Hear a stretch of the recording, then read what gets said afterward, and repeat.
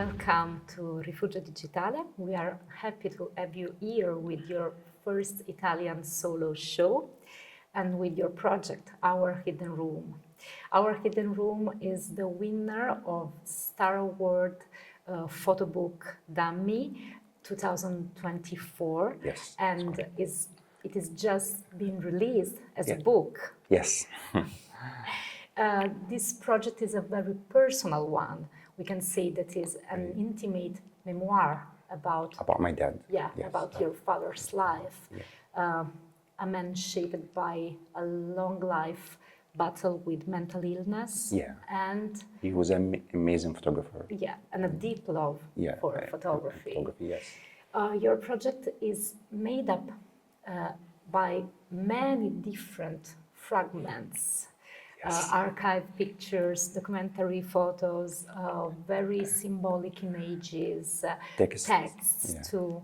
So that was the hardest bit, the text, to write about the book. I can imagine. But how did you conceive it in terms of visual strategies? Well, in the beginning, I didn't know what I was doing, but I choose to take picture in good clarity, good quality, and some picture looks from memory or fragmented or just a lot of noise in the picture. Also, I was using different methods. When I'm working on a project, I'm always taking picture, and the picture lead me to the next picture. So I make a picture, and if I'm happy with that picture, I think what should be next. And I live now in UK. I went back to Egypt, and I feel like I got a different perspective. I see everything completely different because I've been living in UK for a long time. And when I live in UK, people asking me, "Oh, where are you from? What are you doing here?" And also when I go back to Egypt, I feel the same. People say, "Oh, where are you from? What are you doing here?" So when I'm doing work in UK, I feel like I got different perspective, and when I go back to Egypt, also I look at everything in different way. Yeah, and in fact we can say that your project is also a project about diaspora. Yes. And how much this physical and emotional distance from home helped you to look back and to put together all the pieces of your story. Yeah, was quite hard because I've been living in UK, and when I went back to Egypt, I find it's really hard to understand people, and also making work in Egypt can be really, really hard because the Egyptian regime, the police, everyone stopping you to making work. So I sort if I find some because all my dad work been destroyed. My mom, she set fire in his archive and he's printing. So what I found a few family albums, and I should start with the family album, and also making work responding to what's happening now in Egypt, and also using the text. So I got three elements in the book: the text, and the archival work, maybe from the past, and also the work I've been producing the present. In the project, there are also many portraits of young men that were completely strangers to you. So why did you photograph them?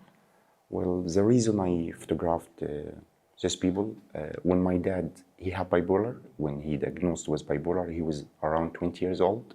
So I decided to photograph some people in a similar age. Just like my dad, he was also a portrait photographer. When I'm young, when I was really young, I used to watch him how he direct people, and I sort of, when I'm doing that, I'm getting closer, or it's something, my dad is not here anymore. So by photographing people in a similar age, maybe we meet again, or something. That's was the reason. Okay. Mohammed, after almost 20 years living in Wales, Yeah. what is your relationship with Egypt today? Well, I don't know. It's very strange relationship. You know, Egypt, of course, home, and but when I go back, I feel like something is not right.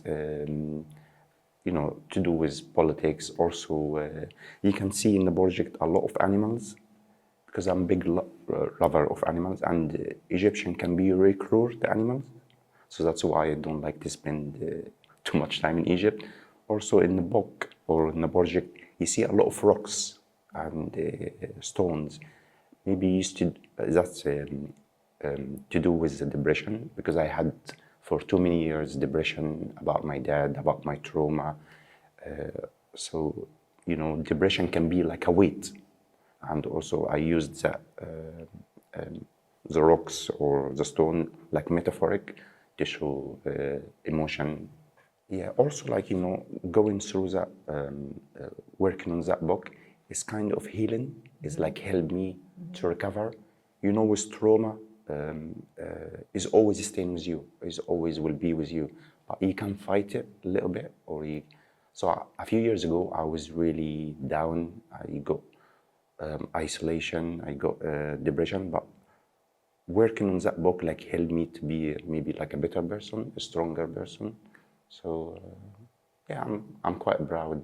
The book is out now, and also I'm not gonna work on any personal project anymore because it's draining you, taking all your energy. Sometimes if I'm taking picture, sometimes you get triggered, and you feel like maybe I have to stop for 2 or 3 weeks and working again.